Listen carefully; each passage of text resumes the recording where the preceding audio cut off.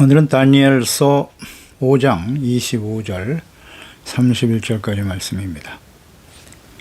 5장 25절에서 31절까지 말씀 읽겠습니다. 기록된 글자는 이것이니 곧 메네메네 데겔 우바르시니라. 그 글을 해석하건대 메네는 하나님이 이미 왕의 나라의 시대를 세워서 그것을 끝나게 하셨다며, 데겔은 왕을 저울에 달아보니 부족함이 보였다며, 베레스는 왕의 나라가 나뉘어서 메대와 바사 사람에게 준바되었다 하미니 이다 하니, 이에 벨사살이 명하여 그들이 다니엘에게 자주색 옷을 입히게 하며 금사슬을 그의 목에 걸어주고 그를 위하여 조서를 내려 나라의 셋째 통치자로 삼으니라.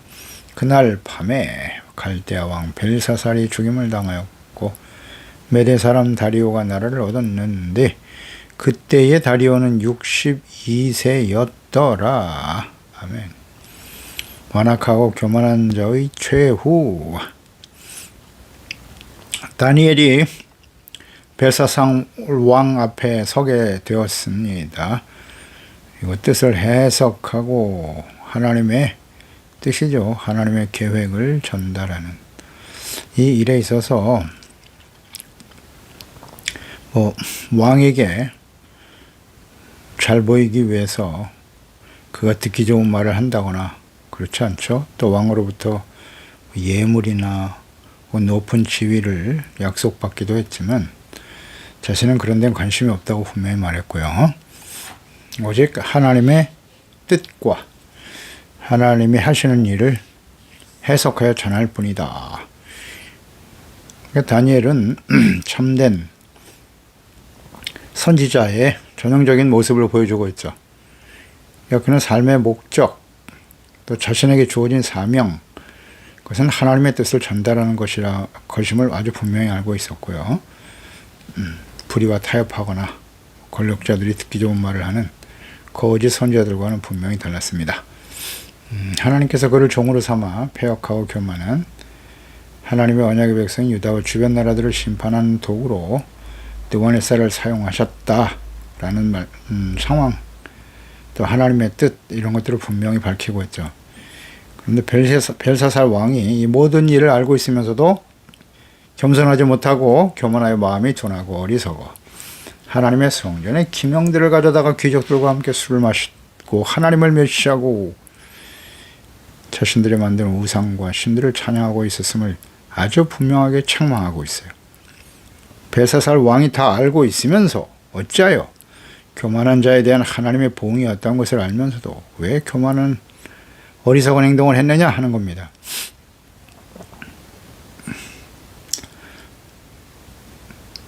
그의 교만과 어리석음을 책망하고 또 바로잡기 위해서 이 벽에 하나님이 친히 글씨를 쓰신 것이다 라고 분명히 전하고 있네요. 그래서 25절이죠. 하나님께서 벽에 쓰신 글씨의 내용은 메네메네 데겔 우바르신이다 라고 분명히 읽어주었고, 그 문자적 의미는 그 뜻이 무엇인가에 대해서도 정확하게 정리해 주었습니다. 이것은 이제 하나님께서 벨사살의 죄악을 보시고 그 제국의 바벨론 제국이죠. 기한과 멸망의 날 수를 정함으로써 전국적으로 바벨론을 메대와 바사의 손에 넘겨주시겠다라는 의미의 말씀이었던 것이죠. 이처럼 하나님께서는 역사의 주인이시고 왕을 세우기도 하시고 패하기도 하시는 분이십니다. 이걸 다시 한번 확실하게 증거하고 있는 것입니다. 분명히 21절에서 5장 21절에서 보았죠. 느부갓네살이 과거에 어떠했는가라는 것을 회고하면서 사람 중에서 쫓겨나서 그의 마음이 들짐승의 마음과 같았고 또 들나귀와 함께 살며 또 소처럼 풀을 먹고 그의 몸이 하늘 이슬에 젖었으며 지극히 높으신 하나님이 사람 나라를 다스리시는 고 자기의 뜻대로 누구든지 그 자리에 세우시는 줄을 알게 이르렀나이다 라고 말하고 있죠. 그렇습니다. 느부갓네살이 교만하니까 7년 동안 짐승이 되어서 숲속에 들어가서 짐승처럼 살았다. 왜 그렇게 하셨는가? 하나님이 사람 나라를 다스리시는 분이라는 사실, 그리고 하나님의 뜻대로 왕을 세울 수도 있고 폐할 수도 있는 분이심을 분명히 깨우쳐 주기 위해서 이와 같은 일을 행하셨다. 교만한 드보네살 왕을 징계하신 의미에 대해서 설명해 주었죠. 근데 이 모든 사실을 알면서도 벨사살 왕은 무관심하죠. 완악하죠. 교만하죠. 하나님을 인정하지 않아요. 무시하고 멸시하면서 성령 기명으로 술을 마시는 벨사살 왕. 이 벨사살 왕에게 전하신 하나님의 말씀이 이와 같다라는 것입니다. 그러니까 이 말씀은 새로운 말씀은 아니죠. 이미 하나님께서 느부갓네살 왕의 꿈을 해석하는 과정에서 다니엘을 통해서 하셨던 말씀이에요. 2장 38절 이하 말씀이죠. 사람들과 들 짐승과 공중의 새들 어느 곳에 있는 것을 막론하고 그것들을 왕의 손에 넘기서 다스리게 하셨는데 왕은 곧 그 금머리니이다.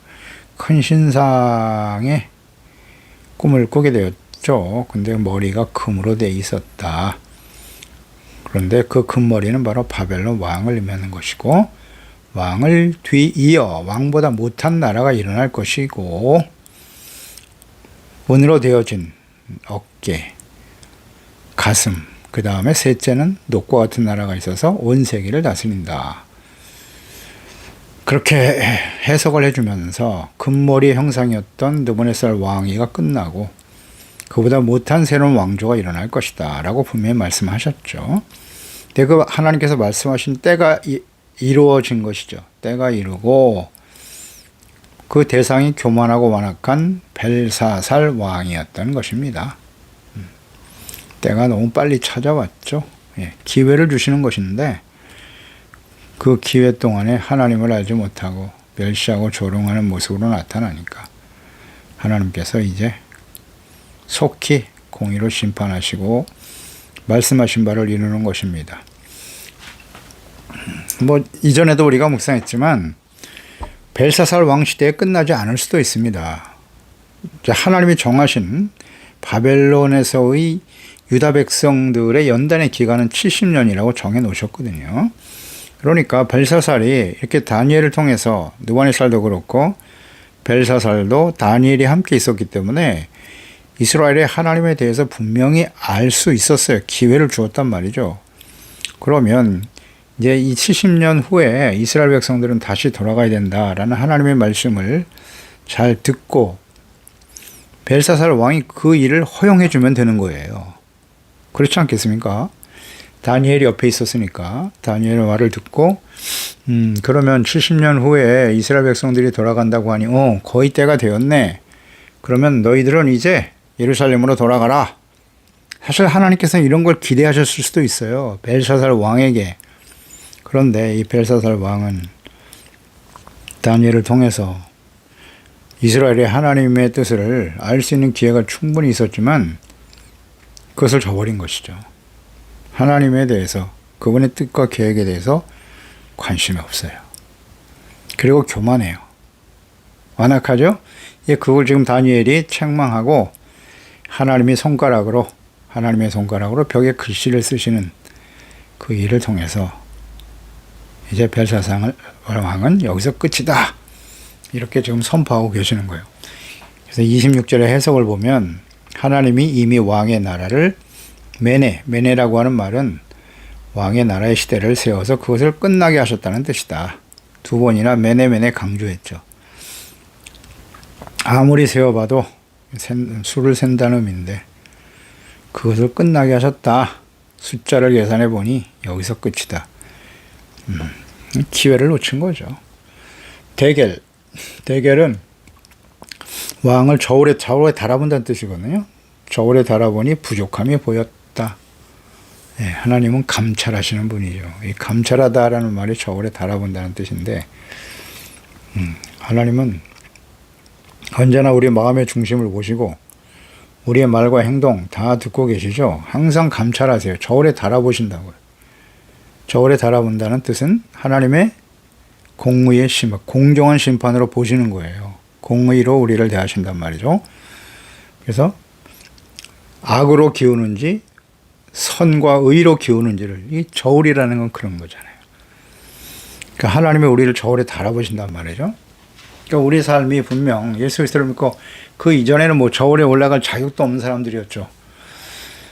그런데 예수 그리스도를 믿고 구원받아 의롭다함을 얻게 되었습니다. 그러면 당연히 이제 의의 삶을 추구하며 살아가야 하는데 여전히 육체의 욕심과 정욕에 이끌려 죄악 가운데 살아가더라 죄가 점점 무거워진단 말이에요. 그러면 하나님의 공의의 심판이 작동하는 거예요.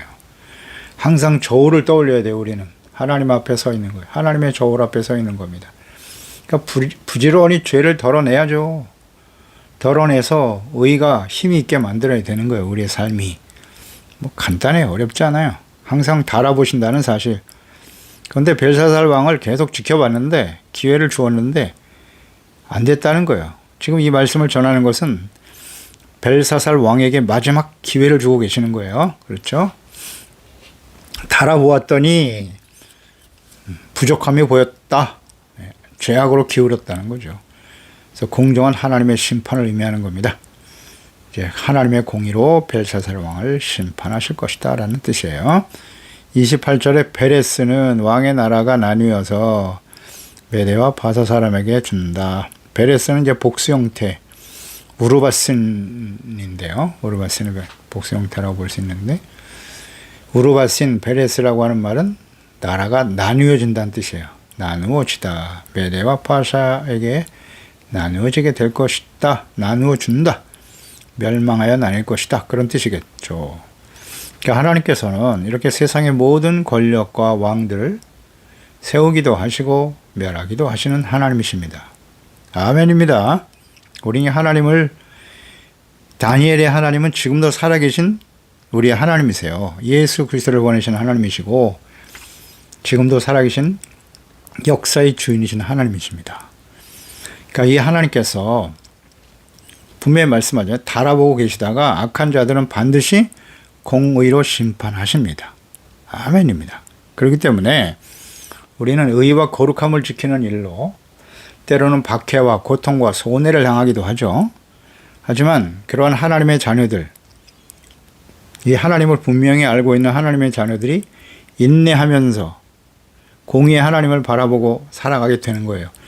이 거룩함을 추구하는 하나님의 자녀들에게 공의로 심판하시는 이 하나님은 위로와 용기를 얻게 하는 겁니다. 위로와 용기를 얻게 되죠. 그러니까 하나님은 시편 1편에서 우리가 확인할 수 있는데요. 복 있는 사람은 악인의 꾀를 따르지 않는 겁니다. 그들의 마지막이 어떠한 것을 우리가 알기 때문이죠.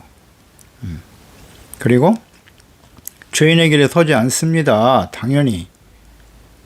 그리고 오만한 자의 자리에 앉으면 안 되는 거죠. 교만한 자에 대한 하나님의 보응이 무엇인가를 우리는 너무나 잘 알기 때문입니다.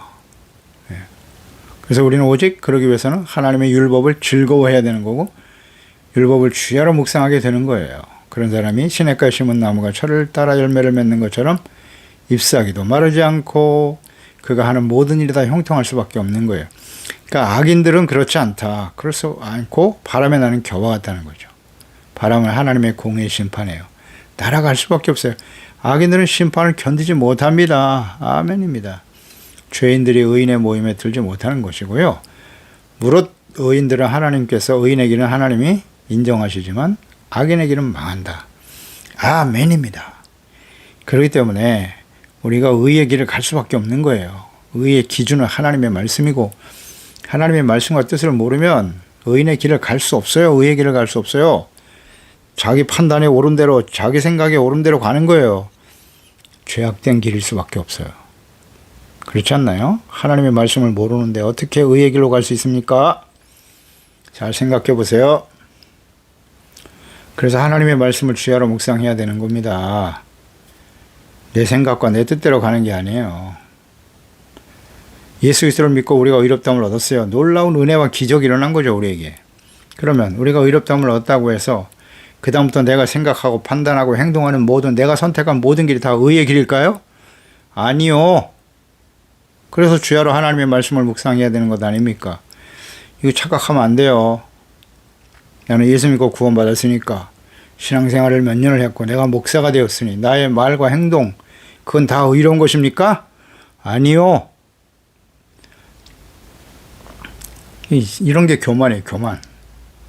항상 두렵고 떨리는 마음으로, 애통하는 마음으로, 겸손한 마음으로 하나님의 말씀에 귀를 기울이고 내가 잘못된 길로 가고 있지 않는지 잘 하나님 말씀 앞에 자기 자신을 내려놓고 그게 겸손이죠.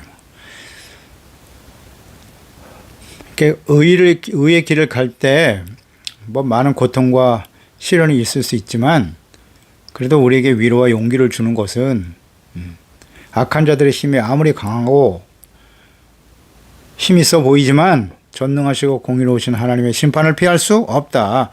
악인은 바람에 나는 겨와 같은 거예요.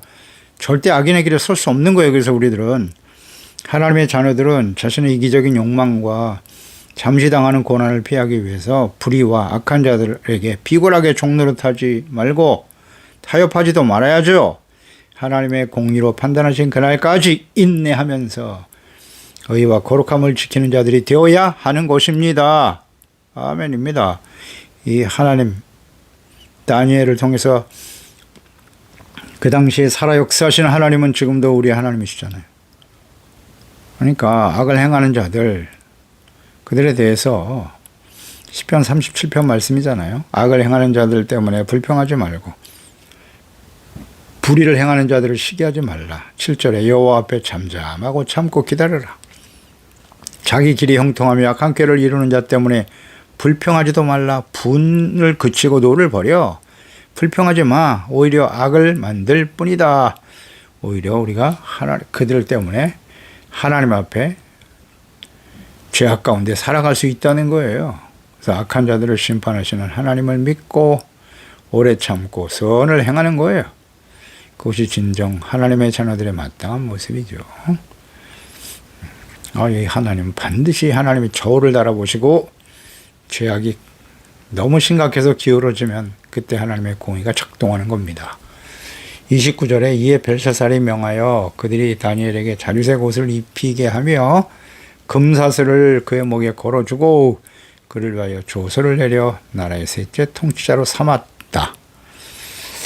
이 벨사살 왕은 다니엘의 해석을 들었어요. 자신의 나라가 끝났다는 말을 들었어요. 그런데 약속한 대로 다니엘에게 자주색 옷을 입혔어요. 그리고 금사슬을 목에 걸어주고 셋째 통치자를 삼았어요. 조속까지 내리면서 자신의 권력이 곧 끝날 것이라는 해석을 들었는데 벨사살이 듣기에 그 내용은 자신은 굉장히 흉한 내용이었단 말이죠. 받아들이기 힘든 그런 내용이었지만 다니엘에게 약속한 것을 그대로 집행하고 있어요. 여기서 우리는 묵상되는 바는 뭔가 묵상해보면 왜 이렇게 행동하죠? 자기의 기분 나쁜 내용을 말하면 왕으로서 그것은 올바른 해석이 아니야. 뭐 이렇게 억압할 수도 있는 것이고 완악하게 대할 수도 있었을 텐데 자신의 차면 때문에 이렇게 집행했을 것으로 보여요. 당시에 벽에 글씨를 쓰는 사건은 1000명이라는 귀족들이 다 본 상태잖아요. 자기 혼자만 이렇게 살짝 하나님의 그 뜻과 하나님의 계획을 자기 혼자만 들었다면은 무시할 수도 있었을 텐데 다니엘의 와의 약속을 1000명이나 되는 귀인들의 증인이 있으니까 이건 뭐 부인할 수도 없는 거죠. 그러니까 모든 나라가 주목하고 있는 사건이었기 때문에 벨사살은 약속을 이행할 수밖에 없었을 것입니다. 그러니까 벨사살 왕은 이 해석을 들었을 때 어떤 생각을 하고 어떤 행동을 취해야 할 것인가 생각해 보죠. 그러니까 다니엘을 셋째 통치자의 위치에 서게 하였다라는 말씀 이외에 다른 말과 행동은 볼 수 없어요. 그가 진정 이 해석이 이스라엘의 하나님께서 장차 행하실 일이라고 믿었다면 다니엘 총리로 세우는 것까지 좋아요. 셋째 통치자로. 그러면 다니엘을 가까이 두고 다니엘에게 자신이 어떻게 행동해야 하는지 또 어떻게 하면 이 하나님의 심판을 피할 수 있을 것인지에 대해서 당연히 물어야 하는 것이죠. 해결책이 무엇인가? 과거에 애굽의 바로 왕이 자신의 꿈을 해석한 요셉, 그 요셉에게 묻잖아요. 어떻게 해야 하느냐고. 그러면 살 길이 생겼을 텐데 말이에요. 묻지 않죠? 그러니까 하나님을 멸시하고 교만한 행동을 했다고 다니엘로부터 지적을 받았어요. 책망받았죠. 그것과 관련해서 이 벨사살 왕은 자신의 잘못을 회개하는 것이 바람직한 행동이었을 것이지만 벨사살 왕은 그렇지 않았어요. 아무런 행동도 취하지 않았어요. 그러니까 사람들에게 선포하고 약속한 것만 이행했을 뿐이지 그 어떤 행동도 취하지 않았어요. 이것으로 보아서 그는 이러한 해석의 내용이 자기 자신에게 임할 것이다라는 사실을 인정할 수 없었을 거예요. 인정하지 않았을 수도 있어요. 그래? 그건 내가 받아들일 수 없어. 뭐 대부분의 사람들이 그렇지 않겠습니까? 하나님을 믿지 않는 상태인데 아마도 자신들의 신을 의지하고 가서 기도했을 것으로 보여요. 그는 하나님을 믿는 사람이 아니었기 때문이잖아요. 그러니까 이방인이 하나님께 나가서 이 말을 듣고 회개하고 도움과 구원을 위해서 기도한다는 것은 거의 불가능한 일입니다. 하나님을 모르는 사람이 다니엘의 해석을 듣고 자신들이 섬겼던 신을 버리고 그 하나님께 기도한다? 그건 기대할 수 없는 일이에요. 왜 그러냐면 하나님의 백성 이스라엘도 할 수 없었던 일이었거든요. 하나님께서는 과거에 지금 왜 하나님의 백성들이 바벨론의 포로가 되어 살아가고 있습니까? 70년 동안. 하나님께서는 쉬지 않고 선지자들을 보내셨어요. 그리고 이스라엘 백성들, 유다 백성들의 죄를 깨우쳐 주시고 돌이켜 회개하면 내가 너희를 용서해 줄게 라고 끊임없이 말씀하셨습니다. 그러나 하나님의 백성 유다는 거짓 선지자들의 말을 믿고 끝까지 거부했어요. 하나님께 돌아오는 것을 거부했어요. 성전은 더럽혀지고 오히려 우상을 따라갔다니까요. 우상 주변에 힘 있는 나라들이 믿고 있는 우상을 끌어들였어요. 참 안타깝죠. 하나님의 백성들이 이 정도인데 이와 같은 모습을 보였는데 이방인 권력자 벨사살이 이 말을 듣고 회개하고 도움을 구할 수는 없었을 것이다. 왜? 이미 마지막으로 심판하기로 작정되었기 때문입니다. 돌이키기가 쉽지 않다는 거예요. 이거 참, 이 말씀 우리가 잘 묵상해 봐야 돼. 이 마지막 이제 바벨론 왕조의 끝이잖아요. 마지막 심판이 성취되어지는 과정에서 그게 왜 벨사살 왕이냐는 거예요. 이런 부분을 우리가 묵상하게 되는 겁니다. 그에게 다니엘을 통해서 기회를 주셨다고요. 그런데 돌이키지 못하죠. 이걸 우리가 이렇게 적용을 시켜보죠. 하나님의 말씀으로 우리가 책망을 들을 때 이게 책망이잖아요. 당신 달아보니까 하나님 앞에서 공의 심판에 처할 수밖에 없다. 하나님의 말씀으로 책망을 들었을 때 우리는 어떻게 행동하고 있는가라는 거예요. 진심으로 회개하고 돌이킬 수 있는 자는 용서를 받을 수가 있어요. 돌이키면 용서받는 거예요. 회개하면. 요한일서 1장 8절로 10절이잖아요. 만일 우리가 죄 없다고 말하면 스스로 속이는 거고 또 진리가 우리 속에 있지 아니할 것이고 그랬어요. 만일 우리가 우리의 죄를 자백하면 그는 미쁘시고 의로우사 우리의 죄를 사하시며 우리를 모든 불의에서 깨끗하게 하실 것이요 만일 우리가 범죄하지 아니하였다 하면 하나님을 거짓말하는 이로 만드는 것이니 또한 그의 말씀이 우리 속에 있지 아니하니라. 아멘. 우리가 죄 없다, 하나님 앞에 죄가 없다고 하는 것은 자기를 속이는 거고 하나님을 거짓말하는 이로 만드는 것이라고 하시잖아요. 그래서 자백하면 돼요. 잘못했습니다. 그러면 하나님께서는 우리의 죄를 사해 주시고 모든 불의에서 깨끗하게 해주시는 분이라고 하시죠. 주님께서 우리의 죄를 말씀으로 말씀은 책망, 교훈 바르게 하는 거예요. 책망하시는 이유가 뭐예요? 회개하고 돌이키면 내가 용서해 주시겠다는 거잖아요. 그게 하나님의 공의와 사랑이거든요. 자, 우리는 어떻게 행동하죠? 마태복음 5장 4절에도 애통하는 자는 복이 있나니 그들이 위로를 받을 것이며 아멘입니다. 애통이란 눈물을 흘리는 거잖아요. 무엇 때문에 슬퍼하는 거예요? 자신의 죄 때문에 슬퍼해야지. 이게 복 있는 슬픔이죠. 근데 돌이키질 못하잖아요. 기회를 주는데. 그러니까 하나님께서 다니엘을 보내셔서 벨사살 왕에게 그 글을 해석하고 뜻을 알게 하시는 이유는 그가 회개하고 돌이킬 수 있는 기회와 자비를 베풀어 주신 겁니다. 그런데 벨사살 왕은 그 기회를 저버리고 말았다. 저버리고 말았다는 거예요. 아무것도 안 했어요. 뭐 그것은 이미 사람들 앞에서 셋째 통치자로 세우겠다라고 하는 약속이기 때문에 뭐 거부할 수가 없었을 거예요.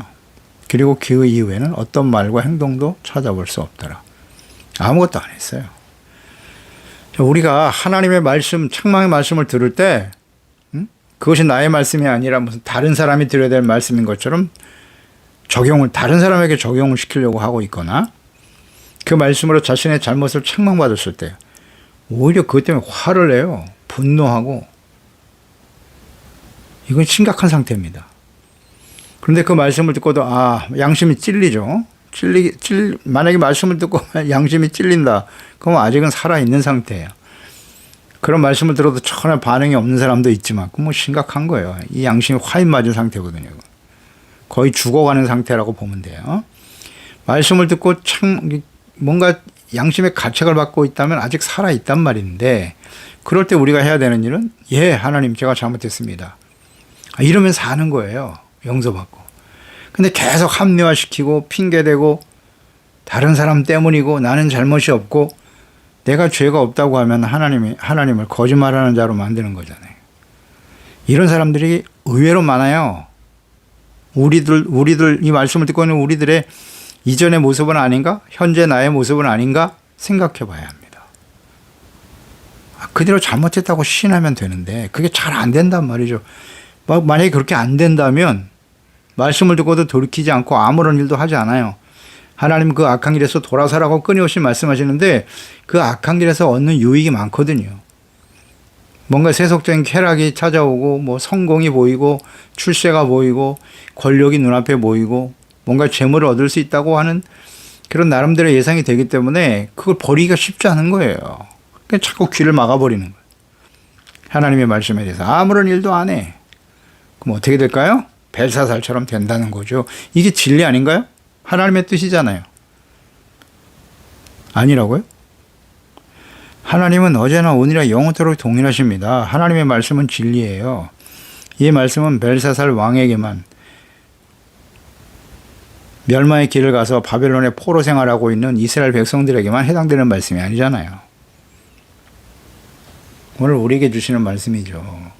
그래서 우리가 하나님의 말씀을 듣고 묵상하는 목적이 무엇인가? 여러 번 계속 질문합니다. 또 다르게 보면 하나님의 말씀을 기록하신 목적은 뭔가? 왜 기록하여 우리에게 남기셨는가? 디모데후서 3장 16절 17절이잖아요. 모든 성경은 하나님의 감동으로 된 것으로 교훈과 책망과 바르게 함과 의로 교육하기에 유익하니 이는 하나님의 사람으로 온전하게 하며 모든 선한 일을 행할 능력을 갖추게 하려 함이니라. 아멘입니다. 모든 성경이잖아요. 하나님의 감동, 성령, 하나님의 영으로 감동되어 기록된 것인데 책망과 교훈이잖아요. 바르게 함과 의로 교육하기 위해서 기록하신 거예요. 그러니까 말씀을 통해서 우리는 책망을 얻는 거예요. 그 책망을 들을 때 우리는 어떻게 행동하나요? 죄를 버려야죠. 교만을 버리고 그래서 용서받아 의를 회복하기 위해서 하나님의 말씀을 듣는 거예요.